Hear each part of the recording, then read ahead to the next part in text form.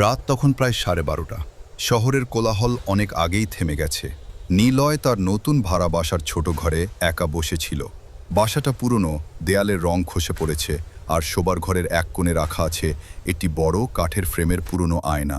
বাড়িওয়ালা বলেছিল, আয়নাটা আগের ভাড়াটিয়া রেখে যাওয়া, চাইলে ফেলে দিতে পারো।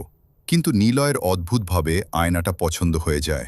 প্রথম কয়েকদিন সব স্বাভাবিক ছিল, কিন্তু চতুর্থ রাতে ঘটনা শুরু হলো। ঘড়িতে 12:17। নিলয় দাঁত ব্রাশ করে ঘরে ফিরে এসে আয়নার সামনে দাঁড়ালো। নিজের প্রতিচ্ছবি দেখল, অগোছালো চুল, ক্লান্ত চোখ। হঠাৎ তার মনে হলো প্রতিচ্ছবিটা যেন 1 সেকেন্ড দেরিতে নড়ছে।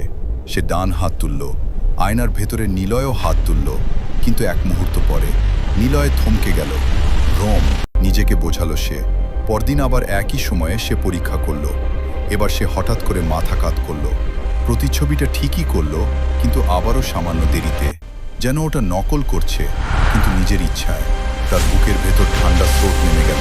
তৃতীয় রাতে ঘটনা আরও ভয়ঙ্কর হলো। ঘড়িতে আবার 12:17 বাজতেই ঘরের বাতি টিমটিম করতে লাগলো।